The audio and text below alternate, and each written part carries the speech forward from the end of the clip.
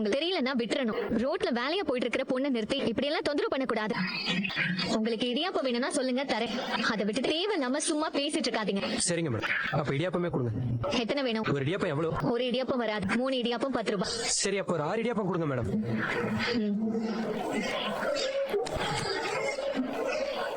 Madam,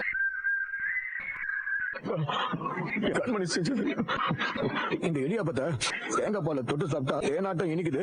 vada curry தொட்டு சாப்பிட்டா கார சாரமா வேற லெவல்ல இருக்கு. அந்த வடகரி தேங்காய் பால் இன்னும் கொஞ்சம் இருந்தா ஊத்து.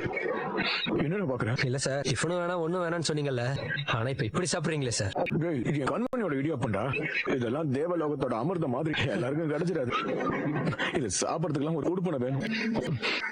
சான்ஸே இல்ல சார். நீங்க என்ன பொண்டாட்டி எவ்வளவு லவ் பண்ற புருஷனை இப்பதான் சார் பாக்குறேன். ஆனா ஏன் சார் பிரிஞ்சிருக்கீங்க? உண்மையிலேயே என்ன சார் பிரச்சனை? கரெக்டான டைம்ல கரெக்டான கேள்வி கேட்டடா. பொண்டாட்டியை நான் பயங்கரமா லவ் பண்றேன்னு நீ டக்குன்னு கண்டுபிடிச்சல. ஆமா சார்.